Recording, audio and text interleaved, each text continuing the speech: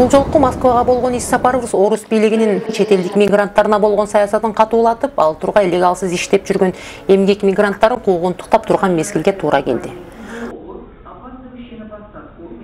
Аэропортто мени тосуп алган таксист жигит да бизди мекендеш болуп чыкты.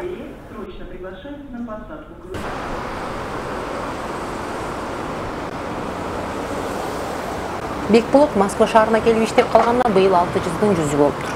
Башына тартсаң бутуна, бутуна тартсаң башына жетпеген өкчат турмуштан тажап, университетте окуп жаткан жеринен окуусун таштап бул жака иштегени келген. Келгенде дворго ишке кирдик, ошо ресторанын дворун, анда 3 ай двордо иштедим. Андан кийин базарда да двордо иштедим. Шында кары көрөп. Жаздын күнү акыры ойлондум, двордо жүрсөң жүрө берге дейсиң да же. Андан көрө жок дегенде бир кесип кылыш керек. Аны ошол машина сатып алып Москвада окуганча үйрөнө баштадым. Өзүнүн кыргыздарды эле аэропортко вокзалга алып барып башында машина айдашты деле билчүмөсүн. Ушул жерде үйрөндүм да. Бүгүн ошол мебель ташыйм доставка. Стул, квартираларга. Жанагындай частный адамдар өздөрү квартирасын заказ кылат, алып барып беребиз. 5 күн иш, 2 күн дем алыш.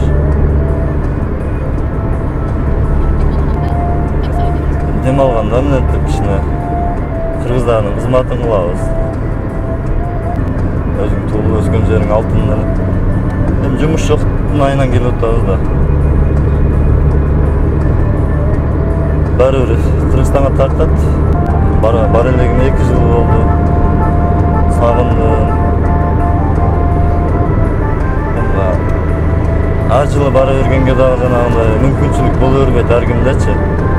Бир барып келгениңе сөзсүз семейный барасың, аялың менен барсаң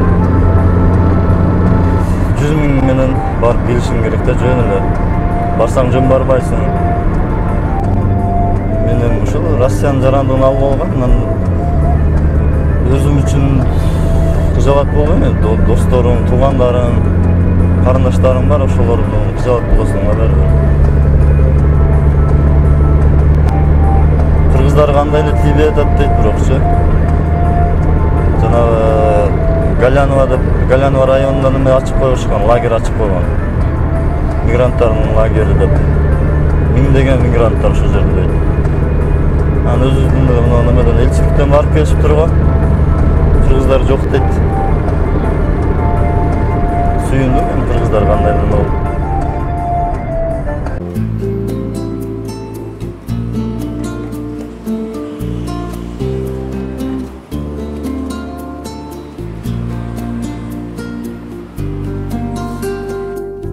Эй, Россия, Россия, бир бооренем, менүңдүү тоокушуна койнуң кенен. Бул ырсаптарды залкар акыныбыз Алыкул өткөн кылымдын 40-жылдарында жазып кеткен болсо, андан бери кылым тогошуп, эчен суулар акса да бул ырсаптары али да болсо өз актуалдуулугун жоготпой келген кези. Тилекке каршы Алыкулдун заманында Москвага кыргыз жаштары илимге, билимге болгон чаңкоосун кандыруу үчүн келишсе, азыр болсо кыйын турмуштун айынан Бекболотко окшоп жаштарыбыз жумуш издеп келип жатышат. Орусия дүйнөдөгү эмгек мигранттарын кабыл алган эң бир чоң мамлекеттердин бири. Акыркы 7-8 айдын ичинде эле 6 миллионго жакын чет элдик жаран официалдуу түрдө каттоодон өтүп жумушка орношкон. Ал эми эч бир каттоосу жок эле иштеп жүргөн чет элдик жарандардын саны бүгүнкү күндө 5 миллиондон 15 миллионду чапчыйт. Акыркы жылдары Орусияда легалдуу каттоодон өтүп жумушка орношуу катаалдап бараткандыктан чет элден келген эмгек мигранттары көбүнесе эч бир каттоосуз иштеп жүрүшөт. Мигранттарга болгон мамиленин курчушун швециялык журналист Кыргызстандагы эмгек мигранттары тууралуу бир канча даректүү тасмалардын автору Элин Йонсон мындай деп баа берет. Да, тут несколько факторов. Потому что если смотреть на Россию, у России нет опыта, потому что Россия была частью Советского Союза, которая была очень закрытая страна. А Европа, наоборот, была довольно открытой, где люди передвигались всегда, вот, меняли, да, свободно передвигались. В России просто нет толерантности из этого части, ну, частично. Но, конечно, большая вина носит политики, потому что они прекрасно понимают, что очень нужны иммигранты, они просто очень нужны, потому что демография России очень плохая, не хватает людей, не хватает рабочего силы. Поэтому, конечно, надо привлечь сюда, чтобы люди приезжали. А с другой стороны, они понимают, эти политики, что это не очень популярно среди населения, и они постоянно используют такую риторику. Ну, типа, мы тоже против, но мы ничего не можем делать. Или мы пытаемся контролировать эту ситуацию, но у нас не получается. А на самом деле они прекрасно понимают, и не только понимают, они еще зарабатывают огромные деньги коррупционными методами на мигрантах. Да. Сейчас особенно очень видно вот перед выборами. Сейчас все поднимают тему миграции, хотя это не новая тема. Это очень очевидно, что так не решаются эти проблемы. Они надо долго решать и вечно надо будет решать. Но, конечно, это пользуется сейчас очень эффективно, может это вызывает сильные эмоции людей, потому что действительно люди сейчас в России и Москве переживают до сих пор, после распада Союза, они чувствуют себя тоже не в своей стране и тоже ищут себя в этом государстве. И поэтому, конечно, очень легко играть на эти эмоции для политиков сейчас. Это не решает никакие проблемы, наоборот, создает такой очень опасные конфликтные ситуации, которые никто не может сказать, куда это ведет, да. и что будет, и потом как решить этот конфликт, если он будет.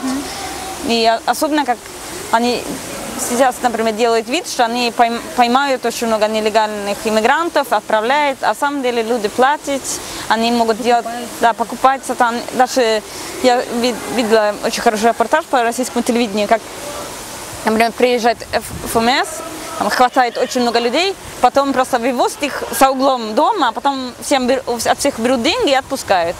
И типа, конечно, в статистике это будет хорошо выглядеть.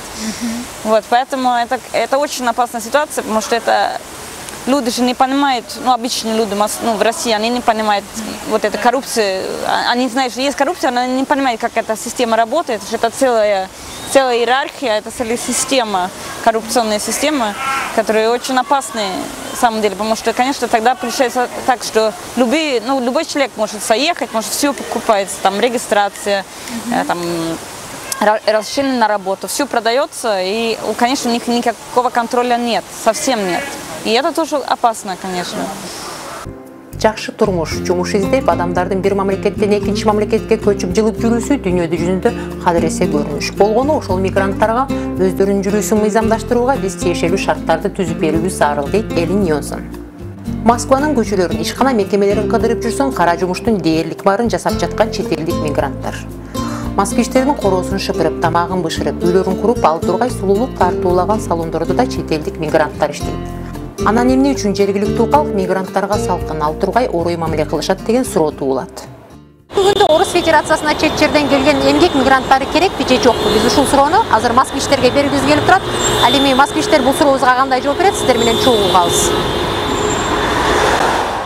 Как вы относитесь к мигрантам? Вообще нам нужны мигранты в Москве? Отношусь, если они ведут себя хорошо, то хорошо. Если плохо, то плохо. Так же, как и ко всем остальным. Честно говоря, положительно, но я считаю, что нужно работодателям пересмотреть свое отношение к людям. Почему? Потому что попадаются действительно очень хорошие профессиональные сотрудники, и в связи с тем, что, допустим, отсутствует какая-то регистрация или еще что-то, то есть человека не принимают на работу, то я считаю, что это несправедливо, это незаслуженно. Я к ним отношусь достаточно терпеливо, потому что считаю их несчастными людьми. После того, как распался Советский Союз, они оказались там вынуждены уезжать, потому что работы там нет. И поэтому к ним нужно относиться снисходительно. Я думаю, что нужны, но чтобы это были официальные. Потому что очень много людей, неофициальных иммигрантов, которые, бедняги, живут по 40 человек в одном подвале. Это, конечно, тяжело, это антисанитария, это куча новых болячек, и это беспорядок. А так, почему бы нет? Они нам нужны, и кто будет все делать? Нужно, не считаю. Почему? Потому что большое количество населения не хотят работать на многих должностях, которые в основном занимают иммигранты. Вот, в принципе. Ну, конечно, они куролесят бывают, ну, а что сделать? И русские тоже не святые, так сказать. А вы как думаете? Я отношусь положительно и согласна с мнением моего друга. Я отношусь очень ровно ко всем, и к приезжим, и к гражданам Москвы, потому что считаю, что каждый должен получить свое место под солнцем. Ну и, соответственно, при этом уважать людей, которые здесь, ну, коренные жители.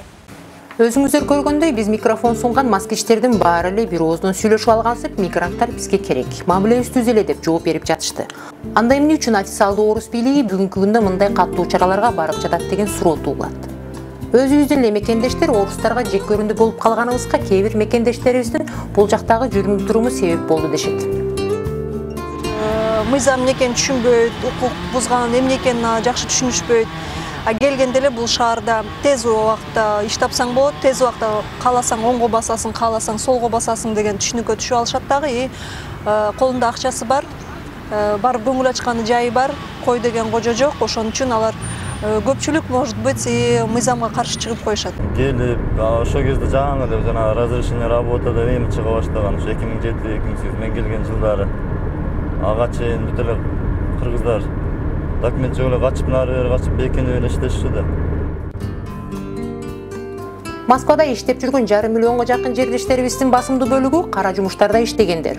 Сагынбек Кабылов биринчи Москвага жол тартып келе жатып, элдин баары эле көчө шыпырып, курулуштарда иштеп, айтор кара жумуш иштешет экен. Мен да ошентип каламбы деп, өзү багында мени да түйшөлткөн дейт.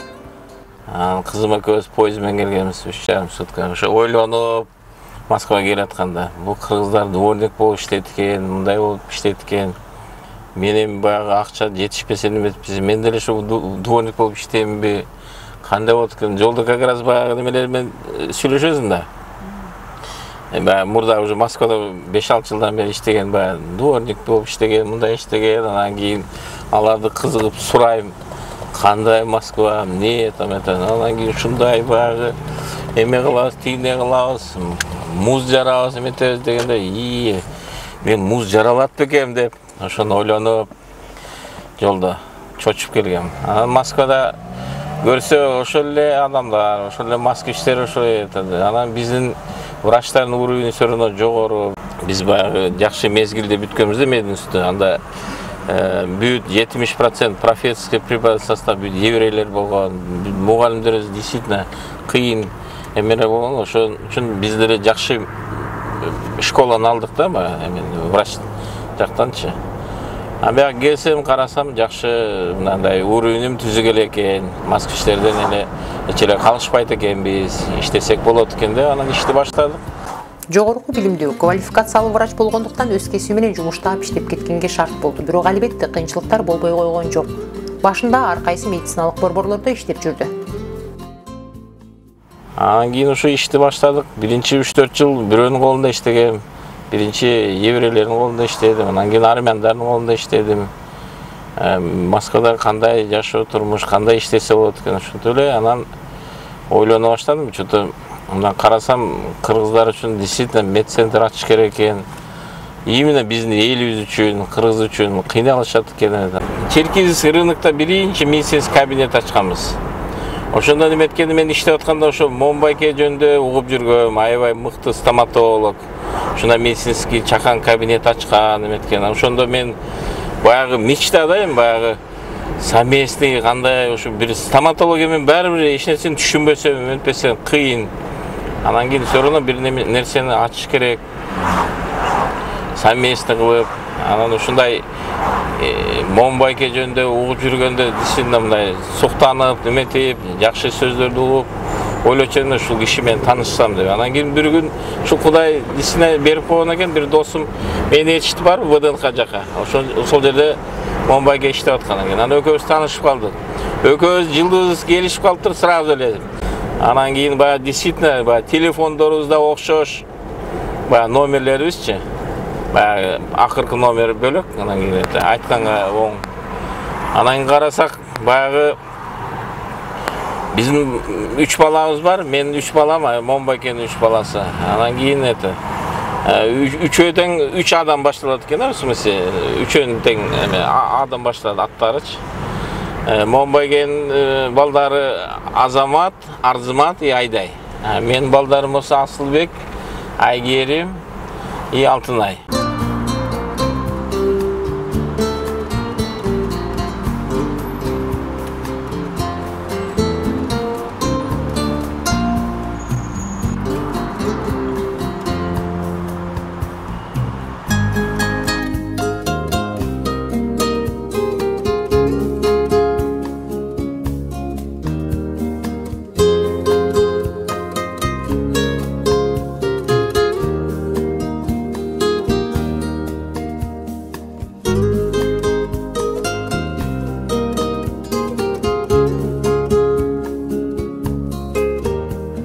Сагынбек Кабылов Момунжан Алиев менен биргелешип ачкан медициналык борборуна быйыл 5 жылдын жүзү болду.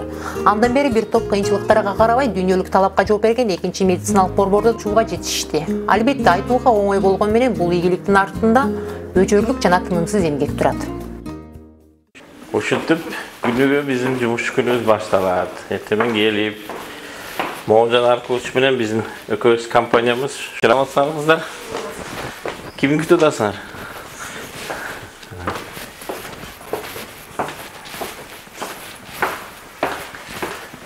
Bizim Asılbek geldik şu. Mına bizim starшы медсестрабыз Салима күлүштү öğretemin toz болат. Баржак тужу даярдап болгон.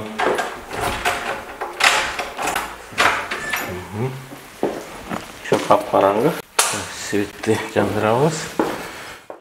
Медициналык борбордо эртелеп эле көрүнгөнү келген бейтаптар кезек күтүп калышат. Айрыкча кош бойлуу энелердин медициналык кароодон өтүп туруусуна баардык шарттар түзүлгөн. Мына бала башы, мына денеси, мына колдору турат, уже ручки, ножки, баары все при себе. Срок 13-14 недель, андан 2 ман, эртең 9-да, кечки 9-да 1 ай, да? Ну что, поздравляю, вот первый документ сенин балаңыз. Албетте, дүйнөнүн ири мегаполисинде заманбап медициналык борбор ачып элетин болбостон, жогорку медициналык кызмат көрсөтүп жаткан биздин мекендештердин ийгилигине жетине албай сүйүнөсүң.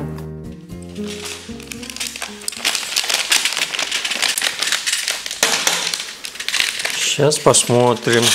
Будем делать металлокерамику, да? Зубы под коронкой не беспокоят? Все нормально? Момунжан Алиевти пациенттери кол алтын киши деп коюшат экен. Келген пациенттери биздин эмгек мигранттарынан тартып атага алыска тараган инсандар да бар. Пациенттерин дарылап элетин болбостон психолог да болуп алыптыр. Убакыт сымырып куштай учкан ааламдашуунун убагында ушундай адамгерчиликтүү мамилеге бейтаптар мүмкүн көбүрөөк муктаждыр. Бизге карылган кишилер болсо, мен ойлойм, колубуздан келишинче жардамды берип аттык. Бизде дем алыш күн деген болгон эмес. Азыр деле ошондой иштейбиз. Себеби бул жерге иштеп жарандарыбыз бүт эле акча табайлы, эми турмушубузду оңдойлу, кичине бала чака багайлы деп анан кийин айласынан келишип отурбайбы. Бул жакта иштеп жүргөн мекендештерибиз күнүнө 12-14 сааттан суткалап иштеп, анысы аз келгенси бир жумуштан чыгып, экинчисине кара жанын кар жүрүп иштеп жүрүп, ооруп калгандар аз эмес. Тилекке каршы акча табам деп жүрүп, ден соолугуна караганга деле убактылары болбой калат, дейт Момунжан Алиев. Көп эле эки жумушта иштешет, бир эле жумуш менен, мисалы үчүн бар жок кымбат өзлөрүнө, ошондуктан булардын шартына кирип биз ошол мүмкүн дем алыш күндөрү убактысы болобу, же болбосо жумуштан кийин убактысы болобу, ошолорго карап туруп, ошол мүмкүн болушунча ошол баарын немесинен кирип кызмат кылганга аракет кылдык. Бизге кайрылып келген, муктаж болуп келген ошо биздин жарандар ыраазы болуп кетсе эле, ошо ыраазычылыкты көбүрөөк тилеп эле ошолор жакшы болуп кетсин, эме болуп кетсин деп. Мүмкүн ошондон иштин ийгилиги деле ошондо жатса керек. Жашоо шарттары оор, кыйналып жашайт, көбү тил билишпейт. Анан кийин бизден келип, бизге көп нерсесин айткысы келет. Анан баарын угуш керек, баарын түшүнүш керек. Кардарларыбыз эми пациенттерибиз көбөйүп, кабинеттерге батышпай. Анан мен бир эле кабинет алып, бир кресло койгом.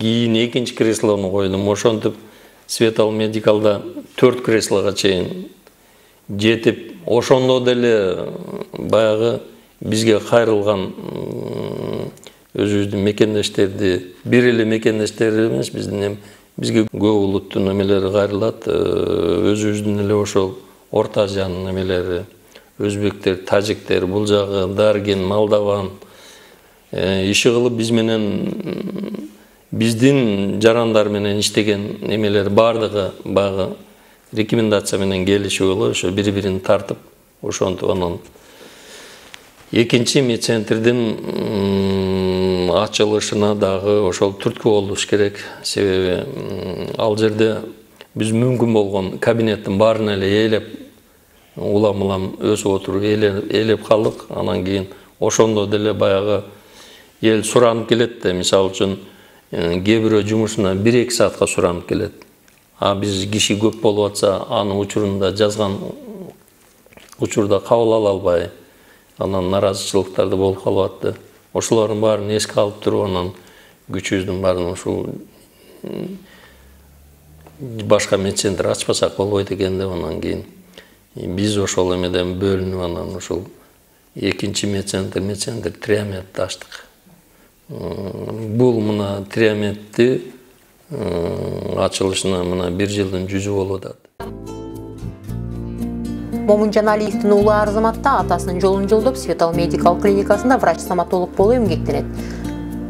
Жаш болгонуна карабай келечектен көптү үмүттөндүргөн адистерден. Кантсе да атасынын уулу эмеспи, сизде эмне түшөлтөт деген суроо узатсак, биздин мекендештерибиздин саламаттыгы көп ойлондурат дейт. Иштеп эле жүрө бербей, ден соолуктарына да өз учурунда убакыт бөлүп турушса деген сунушун айтты. Как врач-стоматолог, мен өзүм мекендештериме айтып кетет элем. Өзүнүн башка жерде жүрүп, тем более Москванын суусу аябай начар.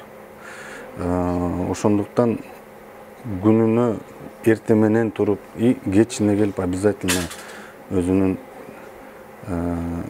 не только тиштерине, но жана мүлккө аябай көп убакыт уделять этиш керек. Бизде кандай ишке шашып кетип атам деп эле 1 мүнөттө тиш тазалап эле анан кетип калышат. Эң минималдуу убакыт бул 3-4 мүнөт. Ар бир адамда 2 зубной щетка болуш керек, 2 зубной паста болуш керек. Бир паста бул тишке болуш керек, бирөөсү болсо мүлккө болуш керек. И ошондой эле зубной щетка ушундай болуш керек. Ошондо хотя бы бир какой-то бир результатка келсе болот. Чын эле, алакандай болгон 5 миллионго жакын калкыбыздын 1 миллиондой эмгекке жарамдуу курактагы жаштарыбыз сыртта оор шарттарда эмгектенип жүрсө, элибиздин эртеңки саламаттыгы ойлондурбай койбойт. Мени дагы өкүндүргөн нерсе бул жаштарыбыздын ушундай баягы өзүнүн ден соолуктарын жакшы карашпастан, анан кийин көпкө жумушта кармалышып, анан өзүнө жумуш деп эле ар кандай жумушту иштешип, анан ден соолугун карабай өткөрүп жүргөн учурлар өтө көп болуп атат. Анан бул нерсе өкүнүчтүүсү. Эртең эле ушул жаштар бизге баягы жакшынакай биздин кыргыздын укум-тукумун улап кете турган кишилер боло алабы, боло албайбы? Өкүнүчтүүсү ушул жерде жатып атпайбы? Бул жерде бир медиктер эле эмес, бул жерде өтө чоң иш аткарыш керек. Бул консульство, миграционный служба биздики, дегиз эле посольство. Анан өтө өкүнүчтүүсү жаштарыбыз аябай жаман жолго көп жүрүшүп атат. Биз канча түшүндүрүп айтабыз. Эркек болобу, кызы болобу тамеки тартышат, пивону ичет, эртеңкилигин эч качан эме кылышпайт. Анан мен ушул мүмкүнчүлүктөн пайдаланып айтар элем, ата энелерге, айланайындар ушул балаңарды алыска жиберерде эми тириликте эле ар кандай эмеге баланы деле таштап койбостон алдын артын карап мындай жиберерде ишеничтүү кишилер менен жиберип, ал киши обязательно ошол нерсеге жоопкерчиликтүү болуш керек, ошону караш керек. Себеби аябай өкүнүчтүүсү ошо жаштарыбыз да жаман жолго кирип кетип атканында. Жаман. Себеби бул эртең кыргыздын тагдыры кандай болот? Ошол кишилерден кандай бала төрөлөт, кандай биздин тукум уланат? Мына өкүнүчтүүсү ушунда болуп атпайбы? Жаштарыбызды Кыргызстанда иш менен камсыз кыла албасак дагы мамлекеттер аралык жогорку деңгээлдеги жолугушууларда эмгек мигранттарыбыздын таламын талашап жүрсөк, бул жакта жүргөн мекендештерибиздин жашоосу, иштөө шарты жеңилирээк болор беле деген илгери үмүт. Убактыбыздын жетишинче Москвада иштеп жүргөн мекендештерибизди кыдырып, жашоо турмушу менен таанышып чыктык. Албетте, турмушта өйдө ылдый болуп, жаман менен жакшы эл шаркак жүрөт эмеспи. Мекендештерибиздин ийгилигине сүйүнсөң, жаман жакка баскандарын көрүп зээниң кейип, кыйналганын көрүп бооруң ооруйт. Алыста жүргөн ар бир мекендешибиз кырсыктан алыс болуп, өз журтубузга, ата-энесинин бала чакасынын маңдайына аман кайтып келсе экен. Мен болсо бир жумада эле Кыргызстанга болгон сагынычым койнума батпай бараткандай сезилет. Ал эми бул жакта айлап жылдап жүргөн мекендештерибиздин сагынычы көйдөнгө батпайт. Туулган жерге, ата-энеге, балдарына болгон сагыныч, сөз менен жеткире алгыс сагыныч.